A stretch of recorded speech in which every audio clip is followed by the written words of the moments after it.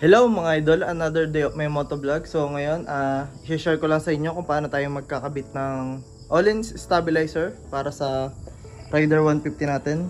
Yan, tama po kayo. So magkakabit tayo ng all-in stabilizer. So kung mapapansin nyo, matagal na naman ito nakakabit kay RR. Pero madami pa rin nagtatanong kung paano natin ito kinabit. So yun, ngayon yung tamang panahon para mapakita ko sa inyo kung paano. So yun lang.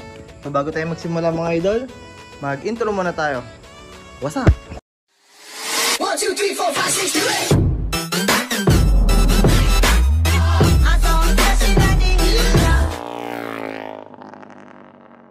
So ito nga pala yung ating all-in stabilizer.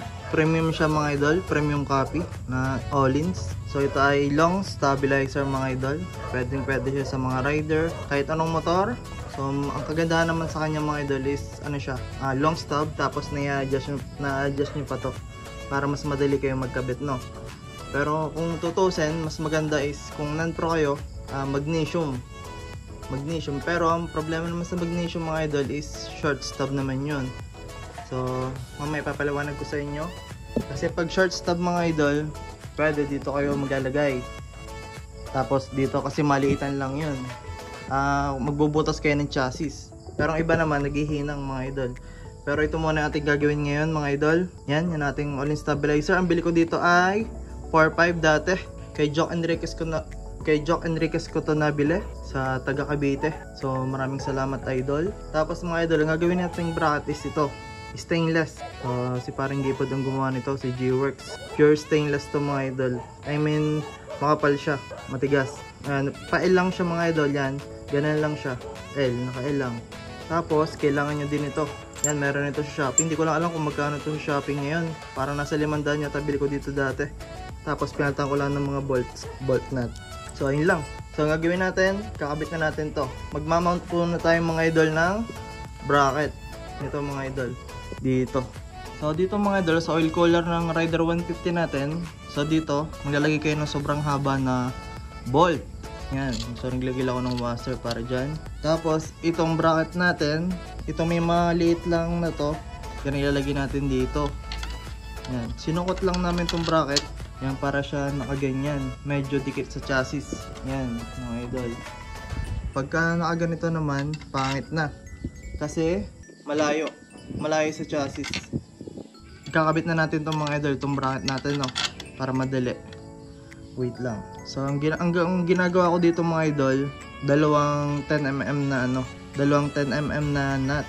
Yan, mahirap na. Ang ikakabit ko dito mga idol na nut is dalawa, kasi nakaranas na ako mga idol na maluagan ito. So nasita agad ako ng judge nun. Kaya natakot na ako. Ang ginawa ko, dinoble ko na yung ano natin, yung nut. Alagyan lang natin at mga idol, wait lang. Syempre bago nyo to higpitan mga idol, kailangan mahigpit to. Ito naman mga idol, sobrang higpit na nito. Kung mapapansin nyo mga idol, yan, mayroon pang space. Yan, dodoblehin natin yung nut para sure tayo na hindi luluag yung bracket natin. Yan. So ano siya mga idol, matigas na siya. So ang gagawin naman natin, maglalagay tayo dito ng bracket. So ito yun mga idol. So lalagay lang natin to dito.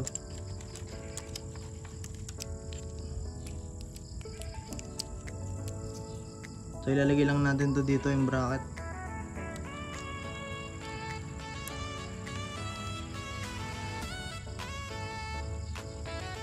Pagdating naman mga idol sa bracket na to, so kayo nang bahala dyan mag-adjust. So ang ibig ko sabihin mga idol, kayo nang bahala dito mag-adjust, kasi ipoporma natin itong ating stabilizer dito. Yan. Titingnan natin kung hanggang saan yung kailangan may isagad natin yung T-post natin sa kaliwat kanan. Kailangan tatama itong mga idol sa chassis, kasi sisitahin ka ng judge kapag hindi yan sumagad. Yan, ganyan. So ito naman mga idol, stabilizer natin ay naka fix na to dito, kasi dito yung pinaka forma nya, dito. Pero yung sa inyo depende, kasi depende sa gagawin yung bracket, no. So gagamit lang ulit tayo ng mahaba na bolt. Yan. Syempre itong spacer para dito, para hindi dikit yung ating stabilizer dito sa bracket. Pero suggest ko lang sa inyo, mas maganda ibabaping nyo muna to or pipintrahan yung magiging spacer nyo. Depende naman mga idol, pwede kayong wala ng spacer, depende yun sa pagkakabuo nyo ng bracket nito para mas maganda, mas malinis. Tapos lalagyan natin ng nut sa likod. Dodoblehin din natin mga idol yung nut para safe, wala siyang kalog.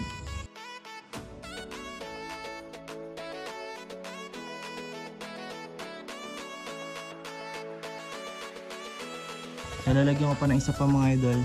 So yun, okay na yung anting bracket. Hindi siya nasabit sa chassis, hindi rin siya nasabit dito sa kaha. Pero iwasan nyo sumabit sa kaha mga idol ang ating stabilizer, no? Kung naka-full kaha naman kayo, tatabasan nyo lang yung pakpak. Tapos dito mga idol, magpo-forma na kayo dito ng bolt.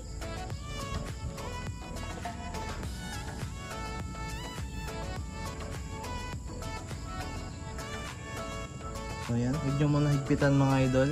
So bago nyo higpitan to at saka itong bracket, so kailangan i-fittings muna natin. Kailangan sasabit ito dito sa chassis, yung mga stopper. Tsaka ito. Yan, kailangan sasabit siya dito sa stopper natin. So try natin mga idol. Ito nakapix na, no? Nakapix na ang ating stabilizer. Ito na lang hindi, yung bracket sa una. So ayan, sabit na siya doon. So try naman natin sa kanan.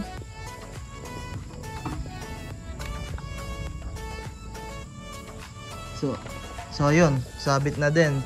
So ibig sabihin, goods na yung ating stabilizer. Yan ang pwestuhan niya.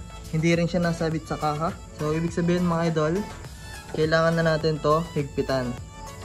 So alisin ko muna to ulit, itong 12mm, para mahigpitan natin ng ayos yung bracket. Ito damper yata ang tawag yun, ewan ko, basta ganun. Higpitan lang natin to.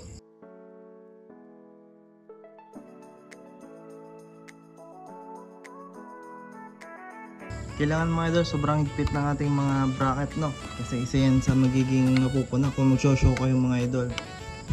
Mapupuna kayo ng judge. Suggest lang naman. Kaya ako ito pinalitan mga idol ng bolt kasi yung stock nitong bracket is not Allen. Eh nalulustre doon ako, hindi ko mahigpitan ng ayos. Kaya pinalitan natin siya ng mga bolt. So mahigpit na siya. So mga idol, magtungo naman tayo dito. Yan, lagyan na natin siya ng bolt dito.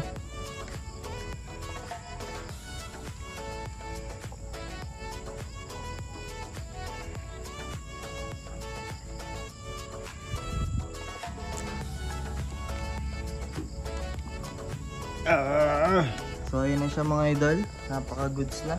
All-in stabilizer. Hindi to sticker mga idol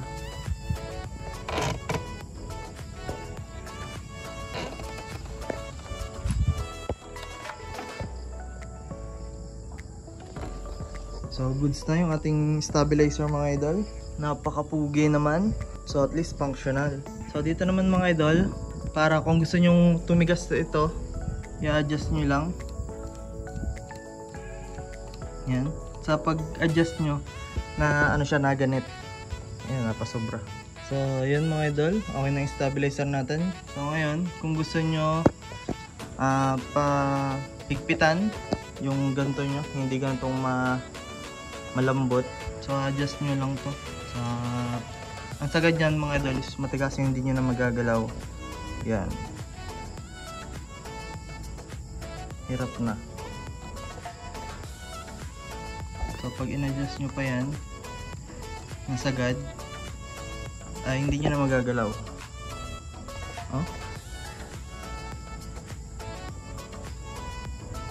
Matigas na siya mga idol. So nakakatulong to mga idol sa mga nagda-drag race para hindi masyadong makalug yung unahan. So para sa atin naman mga nag-show, so mas maganda rin naman ng ganito. At saka syempre kailangan functional para dagdag ano din yan mga idol, dagdag points sa show. Silipin natin kung satabit. So sisilipin natin mga idol kung sasabit. 0-0. So, hindi muna tayo mga idol mga pag-shoutout ngayon. Kasi may gagawin pa tayo ngayon. Kailangan natin ito ma-upload ngayong gabi.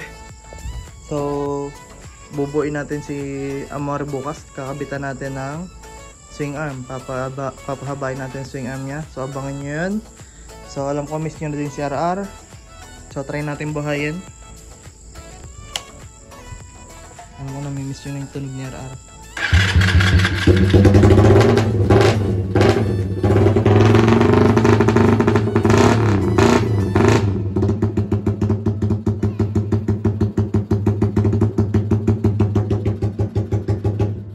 So, papainitin lang natin si RR mga idol kasi papakita ko sa inyo yung rapid backfire niya.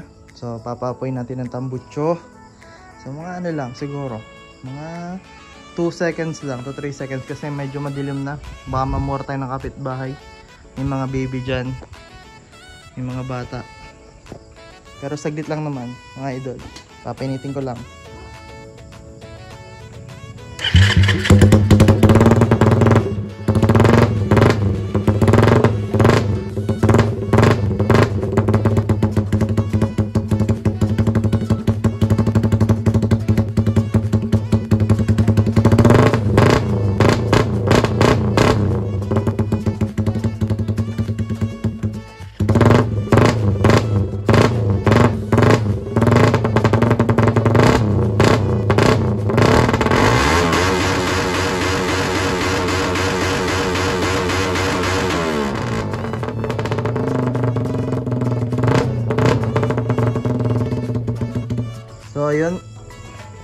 So ayun mga idol, okay na naman si RR at okay ng ating stabilizer, no? So nakita nyo din yung ating rapid. So pakita ka muna Kidlat, ang batang payat. Sheesh! Shout out! So ayun mga idol, at kung nagustuhan yung video natin ngayon, please like, share, comment, and subscribe. At huwag nyo din po kalimutan pindutin ang notification bell para update kayo sa mga susunod kong videos. I'm out! 1, 2, 3, 4, 5, 6, 7, 8.